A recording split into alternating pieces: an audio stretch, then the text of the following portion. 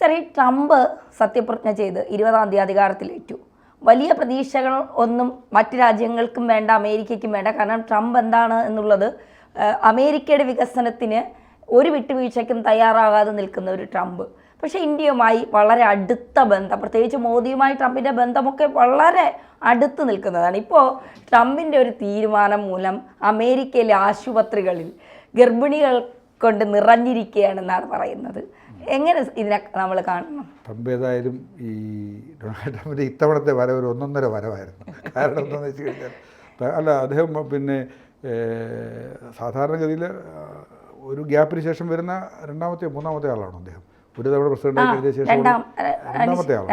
2016 വന്നു, പിന്നെ ഇപ്പൊ വീണ്ടും വന്നു. അല്ല, അങ്ങനെ വന്നവരുണ്ടോ? ഇല്ല, ചരിത്രത്തിൽ ആദ്യമായിട്ടാണ് അത് അങ്ങനെ വരുന്നത്. അപ്പോൾ അതാണ്, അതുകൊണ്ട് തന്നെ പലരും പ്രതീക്ഷിച്ചിരുന്നു ട്രംപ് വരത്തില്ല എന്ന് പ്രതീക്ഷിച്ചിരുന്നു. പിന്നെ പക്ഷേ അദ്ദേഹം വന്ന് ഏതായാലും ലോകത്ത് ഒരു രാജ്യത്ത് ഒരു പ്രസിഡൻറ്റും അധികാരം ഏറ്റെടുക്കുന്ന ദിവസം തന്നെ ഇത്രയേറെ കാര്യങ്ങൾ പടാന്ന് ചെയ്യത്തില്ല. അങ്ങനെയാണ് അദ്ദേഹം അങ്ങ് കാര്യങ്ങൾ പലതും ചെയ്തത്. അദ്ദേഹം പറഞ്ഞിരുന്ന കാര്യങ്ങൾ തന്നെയാണ്. അങ്ങനെ അമേരിക്ക സാധാരണഗതിയിലുള്ളതിലേക്കാൾ മാറ്റിമറിക്കുന്ന ഒരവസ്ഥയിലും അമേരിക്കയെ സംബന്ധിച്ചിടത്തോളം അമേരിക്കയുടെ ഒരു നിലനിൽപ്പ്, അല്ലെങ്കിൽ അമേരിക്കയുടെ മേൽക്കോയ്മ, അല്ലെങ്കിൽ അമേരിക്കയുടെ ഒരു കരുത്ത്, ഇതൊക്കെ ബോധ്യപ്പെടുത്തി കൊടുക്കണമെന്ന ഒരു വാശിയോടുകൂടിയാണ് അത് പലപ്പോഴും കുറഞ്ഞിരിക്കുന്നു, അല്ലെങ്കിൽ നഷ്ടപ്പെട്ടിരിക്കുന്നു. എന്നൊക്കെയുള്ള ചിന്തയിൽ നിന്നാണ് ഡൊണാൾഡ് ട്രംപ് പറഞ്ഞ കാര്യങ്ങൾ, അദ്ദേഹം തന്നെ പറഞ്ഞിരുന്ന കാര്യങ്ങളാണ്. പക്ഷേ ഇത്ര പെട്ടെന്ന് അദ്ദേഹം പലതും നടപ്പാക്കുമെന്ന് പിന്നെ ആരും ധരിച്ചിരുന്നില്ല. എന്നപോലെ ആരും പ്രതീക്ഷിച്ചിരുന്നു. അത്ര വേഗത്തിലാണ് അദ്ദേഹം ഇവിടെ ഒരർത്ഥത്തിൽ ഈ പിന്നെ നമ്മുടെ ഈ നരേന്ദ്രമോദിയുമായിട്ട് അദ്ദേഹത്തിന് വളരെ നല്ല സൗഹൃദമായിരുന്നു ഉണ്ടായിരുന്നത്. ഹൗഡി മോഡി എന്ന് പറയുന്ന അതിലൊക്കെ അദ്ദേഹം നേരിട്ട് പങ്കെടുത്തിരുന്നല്ലോ. ഈ ട്രംപ് നേരിട്ട് പങ്കെടുത്തിരുന്നു മോഡിക്ക്. അത് കഴിഞ്ഞ് കൽക്കട്ടയിലല്ലേ അദ്ദേഹം വീണ്ടും പിന്നെ ഇവിടെ വന്നിരുന്നു. അപ്പോൾ അങ്ങനെ മോഡിയുമായിട്ട് വളരെ നല്ല ബന്ധമാണ് പുലർത്തിക്കൊണ്ടിരുന്നത്. അതുകൊണ്ട് നമ്മളെ സംബന്ധിച്ചിടത്തോളം പൊതുവെ നമ്മുടെ ബന്ധങ്ങളിൽ, അല്ലെങ്കിൽ നമ്മുടെ വ്യാപാരങ്ങളിൽ ഇതിലൊന്നും പിന്നെ ഒരു വലിയ ഇതുണ്ടാകുമെന്ന് ഒരു കുറവുണ്ടാകുമെന്ന് നമ്മൾ കരുതേണ്ട കാര്യമൊന്നുമില്ല. പിന്നെ അത് തന്നെയല്ല, അടുത്ത മാസം തന്നെ ട്രംപും നരേന്ദ്രമോദിയുമായുള്ള കൂടിക്കാഴ്ച നടക്കുന്നുവെന്ന് നമ്മൾ അറിയുന്നു. പക്ഷേ ഈ നമ്മളെ ചില തീരുമാനങ്ങൾ ഭാരതീയരെയും ആശങ്കാജനപ്പെടുത്തുന്നതാണ് തീർച്ചയായിട്ടും. കാരണം അത് ഏറ്റവും പ്രധാനമായിട്ട് ഈ പൗരത്വത്തെ സംബന്ധിക്കുന്ന പ്രശ്നമാണ്.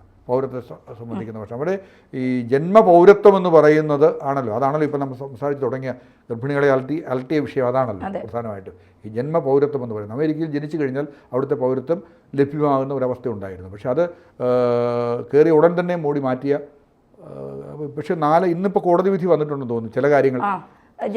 ജന്മനാ പൗരത്വ അവകാശ തൽക്കാലത്തേക്ക് സ്റ്റേ ചെയ്തിരിക്കുന്നെങ്കിലും അത് നയമെന്ന നിലയിൽ ട്രംപിൻ്റെ നയമാണ്, നടപ്പാകുമെന്നുള്ള ഉറപ്പാണ്. തൽക്കാലത്തേക്ക് സ്റ്റേ ചെയ്തിരിക്കുന്നു എന്നേ ഉള്ളൂ.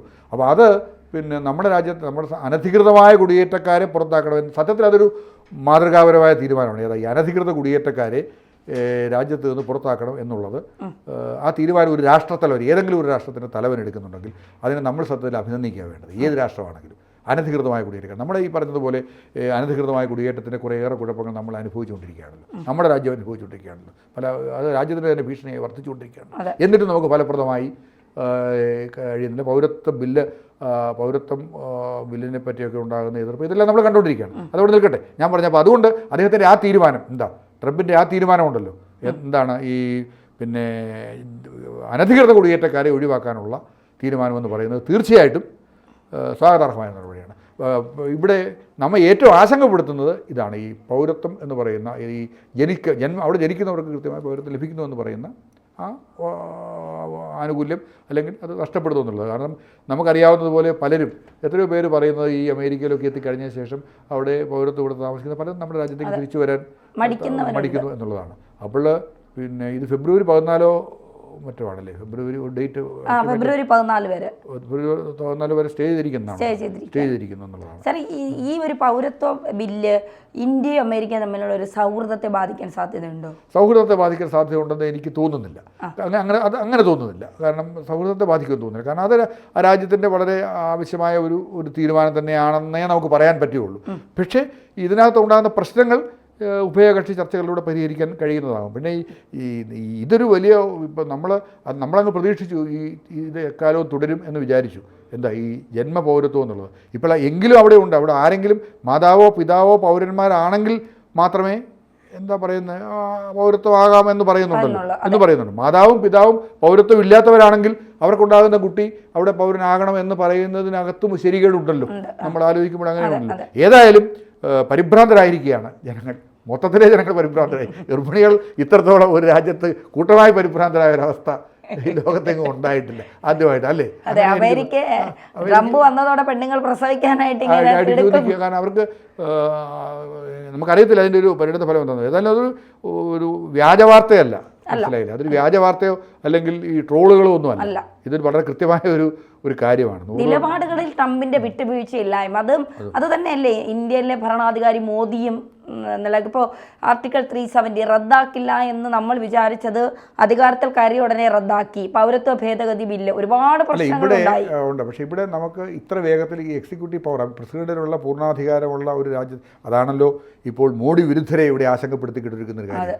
നമ്മൾ ആ ഒരു രീതിയിലേക്കുള്ള ഭരണ സമ്പ്രദായത്തിലേക്കാണോ ഇന്ത്യ പോകുന്നത് എന്ന് ഇപ്പോൾ ഒരു രാജ്യം ഒരു തിരഞ്ഞെടുപ്പ് എന്ന ഒരു കാര്യം വരുമ്പോൾ തന്നെ പറയുന്ന അത് പ്രസിഡൻഷ്യൽ ഭരണ രീതിയിലേക്കുള്ള ഒരു ചുവടുവയ്പ്പാണ് എന്ന് പിന്നെ കരുതിക്കൊണ്ടാണല്ലോ ഇതിനെതിരായ ആക്രമണം ശക്തമാകുന്നത്. കാരണം ഒരു ഭരണാധികാരി ഈ നമ്മൾ നേരത്തെ പറഞ്ഞതുപോലെ ഏത് നല്ല ഭരണഘടനയായാലും ഭരണാധികാരിയെ ആശ്രയിച്ചിരിക്കുന്നു, ഏത് മോശമാണെങ്കിലും ഭരണാധികാരിയെ ആശ്രയിച്ചിരിക്കുന്നു, എത്ര നല്ല നിയമമാണെങ്കിലും ഭരണാധികാരിയെ ആശ്രയിച്ചിരിക്കുന്നു. നമ്മൾ ശ്രദ്ധിക്കേണ്ട ഒരു വസ്തുത, ഈ മോഡി ഇവിടെ ചെയ്തിരിക്കുന്നത് പ്രകടന പത്രികയിൽ പറഞ്ഞ കാര്യങ്ങളാണ്. നമ്മൾ പലപ്പോഴും വിട്ടുപോകുന്ന കാര്യം, ഇത് എതിർക്കുമ്പോഴും ഈ മോഡി വിരുദ്ധർ മനസ്സിലാക്കാതെ പോകുന്നതും മനസ്സിലായെങ്കിലും പിന്നെ ഇത് ചെയ്തു വെച്ചിരിക്കുന്നത്. മോഡി ഈ പ്രകടന പത്രിക, മറ്റേ പ്രകടന പത്രിക എന്ന് പറയുന്നത് തിരഞ്ഞെടുപ്പ് കാലത്ത് ഇറങ്ങുന്ന ഒരു വാറോലയാണ്. പ്രകടന പത്രിക എന്ന് പറഞ്ഞാൽ തിരഞ്ഞെടുപ്പ് കാലത്ത് കുറേ കാര്യങ്ങൾ പറയുന്നു, അതിന് വലിയ കാര്യമൊന്നുമില്ല, അതൊക്കെ ആരാണ് നടപ്പാക്കുന്നത് എന്നുവരെ സംസാരം ഉണ്ടായിരിക്കുന്ന ഒരു രാജ്യമാണ് നമ്മളെ സംബന്ധിച്ചത്. അപ്പോൾ അതിനൊരു പ്രാധാന്യമില്ല എന്നുള്ളിടത്താണ് പ്രകടന പത്രികയിൽ പറഞ്ഞ കാര്യങ്ങൾ ജനങ്ങളുടെ അംഗീകാരത്തോടു കൂടി പിന്നെ അത് നടപ്പാക്കുന്നതിനെ നമ്മൾ എതിർക്കാനുള്ള ധാർമ്മികത എന്താണ് ഉള്ളത് എന്നാണ്. ഒരു ജനാധിപത്യ രാജ്യത്തിൽ ഒരു പാർട്ടി ഒരു പ്രകടന പത്രിക പറയുന്നത് ഈ പറഞ്ഞ കാര്യങ്ങൾ മുഴുവൻ മോഡി പ്രകടന പത്രികയിൽ പറഞ്ഞിരുന്നതാണ്. 370 വകുപ്പ് അതൊരു തെറ്റ് തിരുത്തൽ നടപടി കൂടിയാണെന്ന് തെളിഞ്ഞു കഴിഞ്ഞിരിക്കുന്നല്ലോ. കാരണം ജമ്മു കാശ്മീരിലൊക്കെ എത്രായിരം കോടി രൂപയുടെ ഇൻവെസ്റ്റ്മെൻറ്റ് അവിടെ ഉണ്ടാകുകയും ഈ ഇൻവെസ്റ്റ്മെൻറ്റുകളെല്ലാം കൂടി ചേർന്ന് പിന്നെ ഇപ്പോൾ ഏറ്റവും കൂടുതൽ ഒമർ അബ്ദുള്ള ജമ്മു കാശ്മീരിൻ്റെ മുഖ്യമന്ത്രി തന്നെ പിന്നെ മോഡിയെ പ്രശംസിച്ചത് മോഡിയുടെ സാന്നിധ്യത്തിൽ തന്നെ കഴിഞ്ഞ ദിവസം ഇത് ചെയ്തിരുന്നു. അപ്പോൾ അവിടുത്തെ അപ്പോൾ അത് തെളിയിക്കപ്പെട്ട് കഴിഞ്ഞിരിക്കുന്നു അത് എന്നുള്ളത്. അതിനുള്ള എതിർപ്പ് ക്രമേണയായി കുറഞ്ഞു വരികയും ചെയ്യുന്നു. പിന്നെ ഓരോ കാര്യങ്ങളും ഇതുപോലെയാണ്. ഇപ്പോൾ രാമക്ഷേത്ര നിർമ്മാണം ശരിയാണ്, അഭിപ്രായ വ്യത്യാസം ഉണ്ടായിരുന്നു, പക്ഷേ അത് നിർമ്മിക്കുമെന്ന് കൃത്യമായി പ്രഖ്യാപിച്ചിട്ടാണ് അധികാരത്തിലെത്തിയത്. അപ്പോൾ അങ്ങനെയുള്ള ഒരു ഭരണാധികാരിയുടെ നിശ്ചയദാർഢ്യത്തെയും ചെങ്കോട്ടത്തെയും ആ അർത്ഥത്തിൽ നമ്മൾ പിന്നെ ബഹുമാനിക്കുകയല്ലേ ചെയ്യേണ്ടത്. ഒരു വലിയ പരിധി വരെ അങ്ങനെയല്ലേ ചെയ്യേണ്ടത്. അപ്പോൾ പറഞ്ഞ കാര്യങ്ങൾ നടപ്പാക്കുക എന്നുള്ളതല്ലേ, പറഞ്ഞാൽ അത് ചെയ്തിരിക്കുമെന്നുള്ളതല്ലേ. അപ്പോൾ അതുപോലെ ട്രംപിനെ സംബന്ധിച്ചിടത്തോളം പിന്നെ ഇത്രയും വേഗത്തിൽ ചെയ്യാൻ കഴിയുന്നത് ഭരണരീതിയുടെ പ്രത്യേകത കൊണ്ടുകൂടിയാണ്, അല്ലെ അമേരിക്കൻ പ്രസിഡന്റിനുള്ള വിപുലമായ അധികാരങ്ങൾ കൊണ്ടുകൂടിയാണ്. നമ്മുടെ അത്തരം ഒരു സംവിധാനമല്ലല്ലോ. ഇവിടെ പാർലമെൻറ്റ് നിയമം ഇതൊക്കെ കഴിഞ്ഞല്ലേ ഇത് ചെയ്യാൻ പാസ്സാക്കിയത്. ഇപ്പോൾ തന്നെ ജോയിൻറ്റ് പാർലമെൻറ്റ് കമ്മിറ്റിക്ക് വിട്ടിരിക്കുന്ന തീരുമാനങ്ങളല്ലോ. ഇപ്പോൾ വഖഫ് ബില്ലിനെ പറ്റിയൊക്കെ ആണെങ്കിൽ ജോയിൻറ്റ് പാർലമെൻറ്റ് കമ്മിറ്റിക്ക് വിട്ടിരിക്കുകയാണ്. ആ കമ്മിറ്റിയുടെ അംഗീകാരത്തോടു കൂടി അല്ലെ അത് പാർലമെൻറ്റിൽ അവതരിപ്പിക്കപ്പെടുത്തുള്ളൂ. അപ്പോൾ അങ്ങനെയുള്ളത് കൊണ്ട് അത്ര ഒരു വേഗത നമ്മുടെ രാജ്യത്ത് പ്രതീക്ഷിക്കുന്നത് ശരിയല്ല. പക്ഷേ പിന്നെ അമേരിക്കയെ സംബന്ധിച്ചിടത്തോളം അങ്ങനെയല്ല. പിന്നെ അമേരിക്കയുടെ മറ്റ് രാജ്യങ്ങളുമായുള്ള ബന്ധങ്ങളിൽ രാജ്യത്തിൽ അമേരിക്കയ്ക്ക് അനുകൂലമായ ഒരു തീരുമാനമാണ് ട്രംപ് എടുക്കുന്നത്. അതിപ്പം നമ്മുടെ ഒരു ഭരണാധികാരി അത്ര ഒരു നിലപാടെടുക്കുന്നതിന് നമുക്ക് എങ്ങനെയാണ് വിമർശിക്കാൻ കഴിയുക? നമ്മളെ ബാധിക്കുന്നതിനെപ്പറ്റി നമുക്ക് വിമർശിക്കാം, പക്ഷേ ദോഷകരമായി ബാധിക്കുന്നതിനപ്പുറത്തേക്ക് ഗുണപരമായി മാറ്റമാണ്. ഒന്നിലേറെ ഘടകങ്ങളുണ്ട്. ഒന്ന് മോഡിയും ട്രംപുമായുള്ള ഒരു നേരത്തെ തുടരുന്ന ഒരു അടുപ്പം. പിന്നെ രണ്ടാമത് ലോകത്തിലെ ഏറ്റവും വലിയ ജനസംഖ്യയുള്ള രാജ്യം എന്നുള്ള നിലയിൽ നമ്മുടെ രാജ്യവുമായുള്ള വാണിജ്യ ബന്ധങ്ങൾ നിലനിർത്തേണ്ടതിൻ്റെ അമേരിക്കയുടെ ആവശ്യകത. ഇത്തരം ഘടകങ്ങൾ മൂലം ഒരു കാരണവശാലും നമ്മൾ അമേരിക്കയുമായുള്ള ഒരു ബന്ധം വഷളാക്കാൻ അവിടെയും നമ്മളൊരു അമേരിക്കൻ വിധേയത്വം അടക്കം പുലർത്തിയിരുന്ന അല്ലെങ്കിൽ വിദേശ രാജ്യങ്ങളോട് പുലർത്തിയിരുന്ന വിധേയത്വത്തിനപ്പുറത്തേക്ക് നമ്മളും കരുത്തരാണെന്ന് ബോധ്യപ്പെടുത്തിക്കൊണ്ടുള്ളൊരു നീക്കമാണ് ഇവിടെ ഇപ്പോൾ നടന്നുകൊണ്ടിരിക്കുന്നത്. അതുകൊണ്ട് തന്നെ അത് നമ്മളെ വളരെ ദോഷകരമായി ബാധിക്കും എന്ന് കരുതാൻ ഒന്നുമില്ല. പിന്നെ ഈ തീരുമാനം മാറ്റുമെന്ന് കരുതാം, ഗർഭിണികളുടെ ആശങ്ക പരിഹരിക്കപ്പെടുമെന്ന് കരുതാം. അവർ നേരത്തെ കാലത്തെ കൂട്ടി അപകടങ്ങൾ കാണിക്കരുത് എന്നൊരു അഭിപ്രായം നമുക്കുണ്ട്. ഈ നേരത്തെ കയറി കുട്ടികളുടെ ആരോഗ്യം കൂടെ നോക്കണം.